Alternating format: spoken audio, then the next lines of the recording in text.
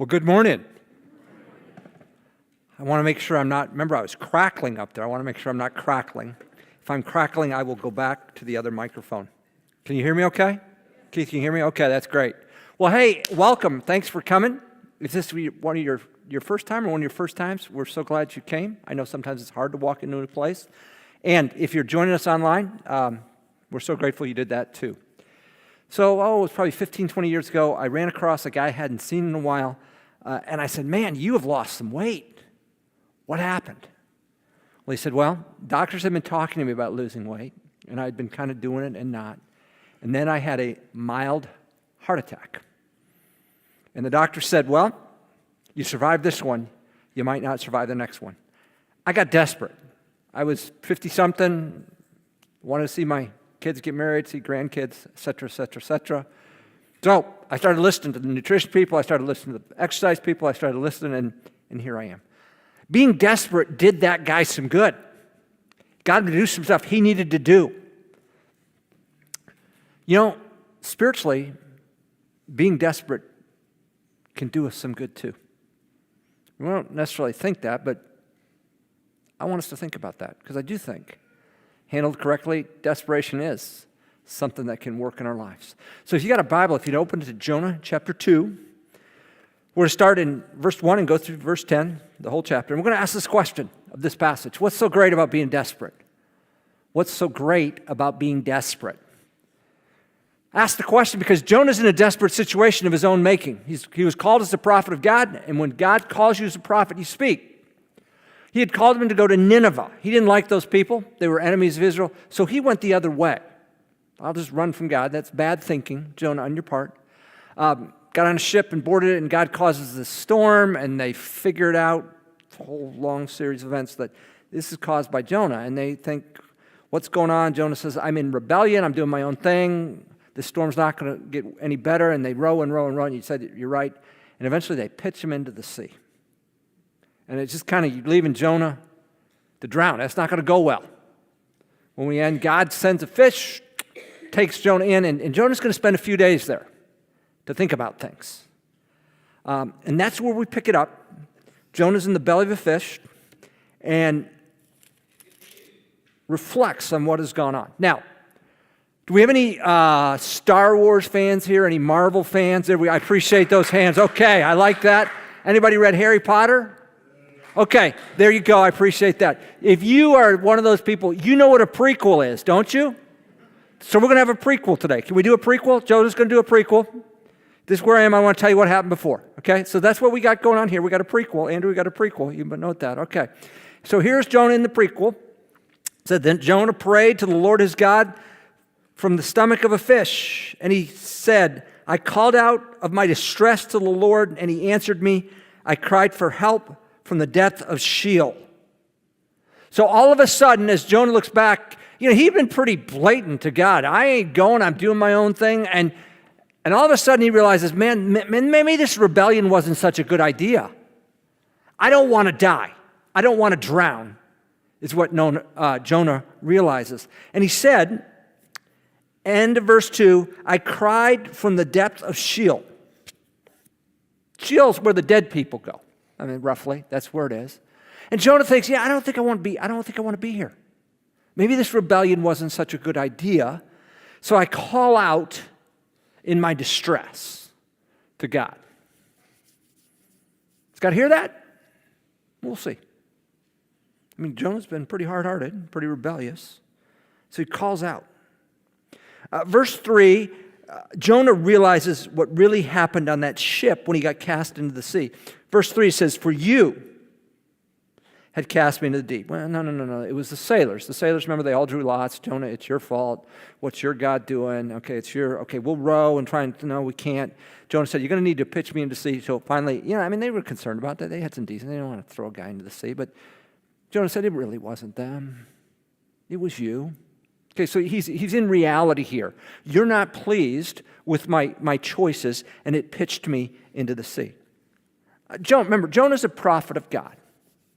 He should know better than to rebel against God. He's experiencing Psalm 88, verse 7. Can you put that up there for me? Here we go.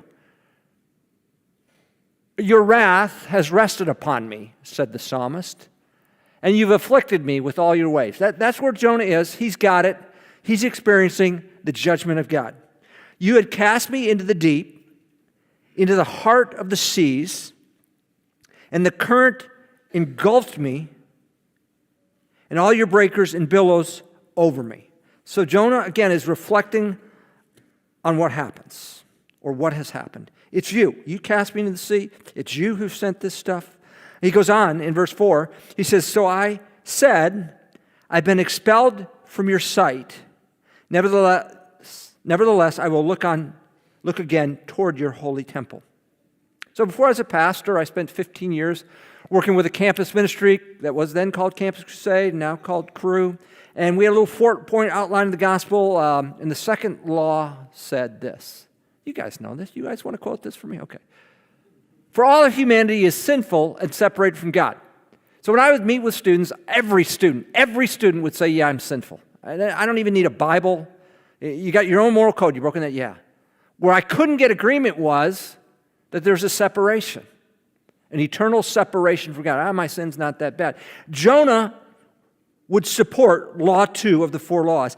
I've been expelled from your sight. Why? Because you lived in rebellion. You're created to be in a relationship with God, and you've lived in rebellion. So I'm out of your sight. Nevertheless, he says, I will look again toward your holy temple. So he's still hopeful, even though he's living the consequence of his rebellion. So Jonah isn't quite ready to move on. He's going to live his experience one more time in verses 5 and 6.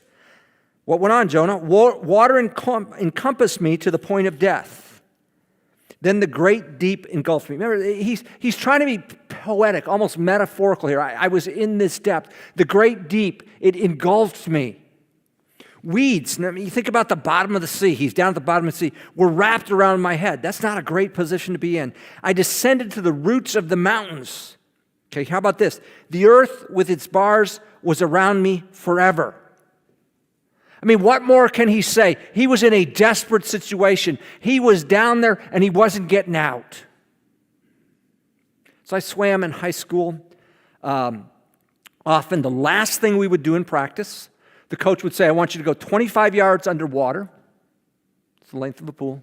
You come up and you get 30 seconds, then you go 25 yards back underwater. We're trying to develop breath control. I got to tell you, by the time we got to the end of the pool, we were pushing. We would get down to the bottom so we could push off the bottom to get there. We were gasping for breath, but we want to make the 25 yards. You've been there? When you're trapped underwater, you're going for air? That's where Jonah is. But he can't get up. Remember, the earth encompassed him. It's been around him. Fortunately, that's not the end of the story. End of verse 6, but always talks about a transition. You have brought up my life from the pit, O Lord, my God. Man, I was desperate. I decided I was going to rebel, and I thought that was kind of cool. I'd do my own thing. All of a sudden, I thought, this ain't a good idea. And I'm deep. I'm in deep. But it got Jonah to call out. What's so great about being desperate? Our desperation moves us to call on God. Our desperation moves us to call on God. Maybe one of these people were independent. I can do my own thing. I don't need. Our desperation moves us to call on God. Here's the good news. If you're in rebellion today,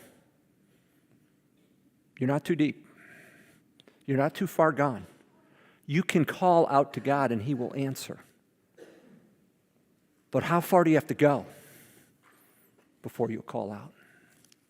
So there are a couple classes of maybe, as I thought about this, of people who are rebellion. There's by nature, we all rebel against God. If you've heard me say this once, you've heard me say it 100 times. If you're a parent or a grandparent, usually the first word you hear from your child or grandchild is no, right? No. You tell me what to do. Come on, Johnny. No, I'm not going to do that. That's not by accident, people. That's your nature. That's my nature. Don't tell me what to do. Well, we've got that towards human authority, but we've got it towards God also. And that's why Jesus came, because you and I lived in rebellion. We've got a rebellious nature to God. I'll go my own way. God, you go your way, I'll go mine. The Bible calls that sin.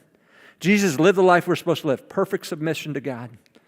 Right at the point he died in a mockery of a trial, certified dead on a Friday, put in a tomb, keep him in there, put a guard there, but it only lasted until Sunday when he came out. That was the design of God. That was because of your rebellion and mine. If you've never trusted Christ, I want to invite you to do that right now. He can change the direction. Remember, cords wrapped around you? Remember, bars of the earth? That's where we are spiritually without Christ. That can all change with a decision to follow him. Second group, though, believers I want to talk to. You're a follower of Christ. You've made that decision, but you're living in rebellion. You know it. And my question to you is, how low does the floor have to go? How low does the floor have to go? Maybe you're in a relationship right now you have no business being in. No business. God has set out qualities of the person you should be dating, and you're doing your own thing. How low does it have to go? You're in a job right now that's taking 80 hours and it's demanded you morally compromised thing. You charge for hours you're not, but you like the pay, you like the prestige that comes with being an executive VP. How low do you have to go? Truth is, you're looking at pornography on the regular. And you're caught up in all kinds of, you've gone so far down that hole. It could be something else. You're in a relationship that isn't right, and God tells you to forgive, but you're choosing to hang on to anger and bitterness. I got to ask, how's it working out for you? Living in rebellion to God. How's that working for you? And then, how far does God have to drop your bottom out to get your attention? I mean, Jonah went pretty low. Went pretty low. Would you learn from Jonah and say, I can repent, I can return right now? Remember, verse 6, I was down, the earth had me, but you brought me up. Would you call out to that God? Now, some of you are in desperate circumstances right now, and you're not in rebellion. You're living flat out living the will of God. But sometimes that will bring us into desperate circumstances. So if anybody was the champion of the New Testament church, it was the Apostle Paul. He pushed the envelope forward, and he got himself into some situations. This 2 Corinthians 1, verses 8 through 10. He's writing to him, he says, we do not want you to be unaware, brethren, of the affliction which came on us in Asia, that we were burdened excessively beyond our strength. So bad was it that we despaired even of life. Well, why would you put somebody in a circumstance or allow circumstances like that, God? Indeed, we did the sentence of death in ourselves. Why? So that we would not trust in ourselves, but in who? God, who raises the dead, who delivered us from so great a peril of death and will deliver us. He on whom we set our hope, and he will yet deliver us. Some of you have given yourself to Jesus and you're loving him as best you know, but you know what? Health issues ain't going great. You're being treated and the numbers are supposed to be going down, they keep going up. That'll make you desperate. I mean, you have been looking for a job for as long as you, and nothing seems to be happening. It seems you get to the end of the month, every month, and it's always tight. God, how long? I mean, it's desperate. It's forcing you to call out. You're parenting and you got a kid who's going who knows where. Or you're a parent, you're a kid and your parents are going who knows where.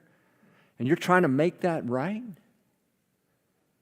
God will allow that sometimes in the life of his people.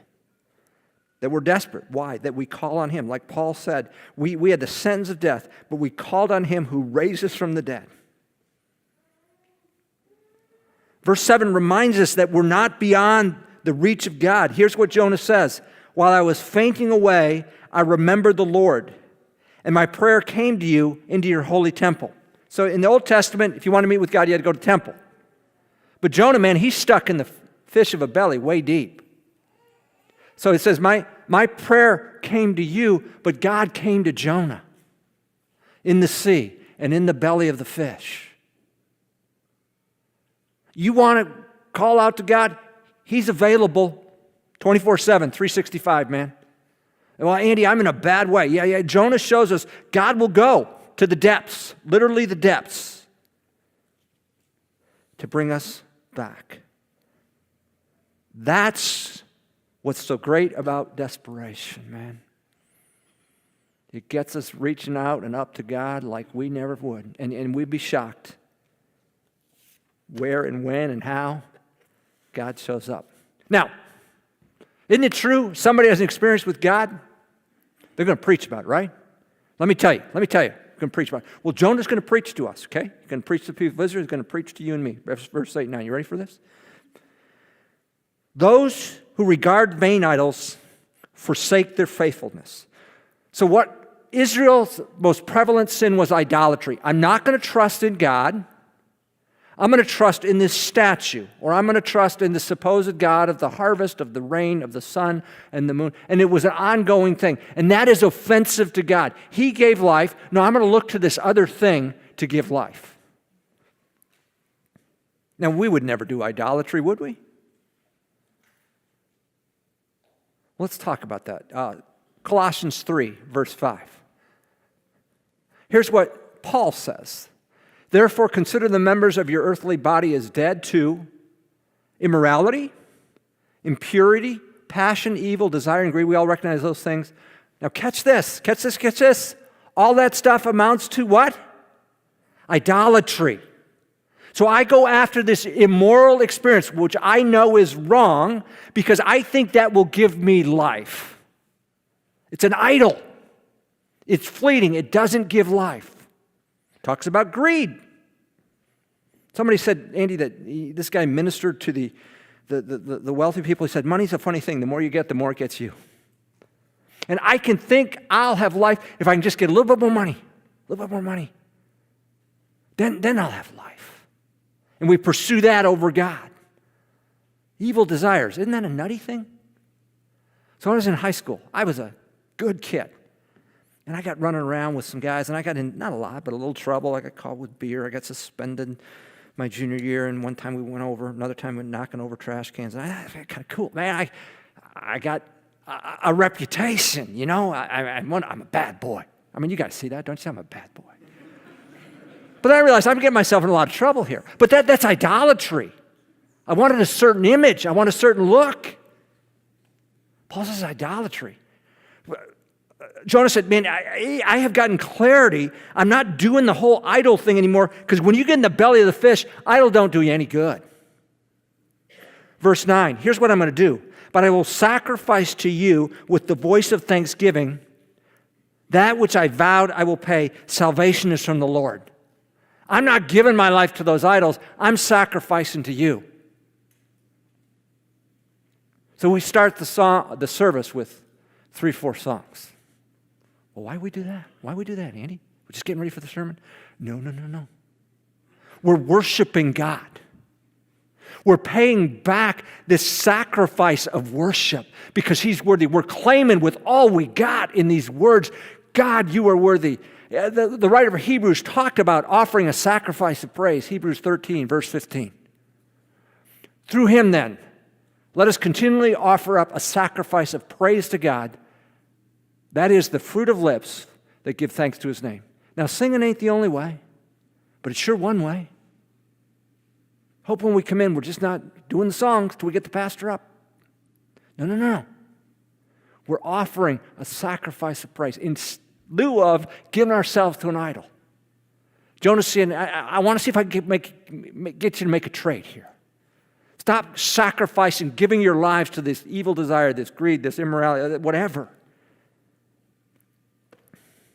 And give yourself to me. I'm going to give you life that they can't give you. I created you. Okay, so Jonah's been on the run. He's had a few days in the belly of a fish. So how does this play out? Here it is, verse 10. Here's how it plays out. Then the Lord commanded the fish, and it vomited Jonah up onto the dry land. Okay? So Jonah, I want you to go to Nineveh. No, I don't like those folks. They're our enemies. I'm going the other way. No, that ain't going to fly, Jonah. I'm going to find you. You're into the sea. I got the fish, and now you've been thrown out. But the call on Jonah is still, got to go to Nineveh. Now, you've had 3 days to think about it. How do you think that's going to play out? Well, you come back next week, and we'll talk about how it's going to play out, okay? Isn't that great? You build suspense, yeah? Same bat time, same bat channel, people. Yeah.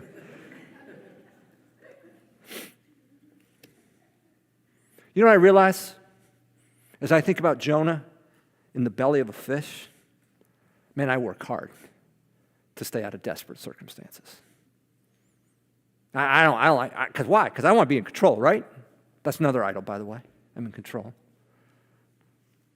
And there were at least 2 times when we were in the pastorate, and my wife and I made these decisions together. This jobs weren't the fit for me, and finally got us here. And that meant leaving a job without another job guaranteed when our kids were little, like way little. One time we just had one. He was just 1.5 years. Second time, the oldest was 3.5. The youngest was 9 months. That's a scary gig. It's a little desperate, but I think God called it, and I think it's been confirmed where he brought us. But man, he had my attention. He had my attention. You got desperate stuff going on in your life? It's a unique attempt to find God, to call out to God, when otherwise you might be complacent and you might not think, I'm going to do that.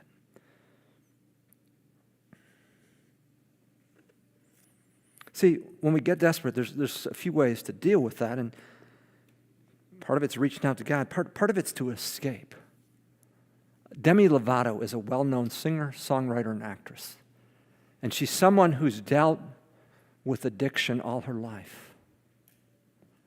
And in 2018, she had 6 years of sobriety when she thought, I can't do this anymore, and she overdosed. And it was severe. How severe, you ask? She ended up, as a result of this overdose, with 3 strokes and a heart attack. And when she was in the hospital, the medical professional said, hey, you're on a clock. You got 5 to 10 minutes to live. Well, God was gracious and spared her life. But even today, she lives with impairments in her vision and her impairments in her hearing because of this. Well, what led up to this overdose? She writes this 4 days before the overdose. I tried to talk to my piano. I tried to talk to my guitar, talk to my imagination. Confided into alcohol. I tried and tried some more. Told secrets till my voice was sore. Tired of empty conversation because no one hears me anymore. 100 million stories and 100 million songs. I feel stupid when I sing. Nobody's listening to me. Nobody's listening. I talk to shooting stars, but they always get it wrong. Now here's the line that breaks my heart. I feel stupid when I pray. So why am I praying anyway if nobody's listening? My heart breaks because Jonah tells another story. At the bottom of the sea, after a heinous act of rebellion, God's listening. And God reacts and responds when his people call out to him. Would we allow our desperation to call out anew, afresh to God in a time we might otherwise be content with ourselves? See, there's something great about desperation. It moves us to call on God. Would you pray with me? Our Father in heaven, we're grateful for Jonah's story. And yeah, we identify with it. We do our own thing. God, I don't think I'm doing that. No way, no how. And Jonah had to learn some hard lessons. Had to go to the bottom of the sea, in the belly of a fish. Lord, I pray that the floor doesn't have to drop that low for us. That wherever we are, whatever circumstances, in the will of God, out of the will of God, that we would allow the desperation we're feeling to get us to call out to you. And then we respond and give you your rightful place in our lives, that of Lord. the one to whom we submit, the one to whom we say, you lead, you guide, I'll follow. Lord, thanks that Jonah teaches. You hear. You're always listening. And you're always willing to respond. Pray in Christ's name. Amen.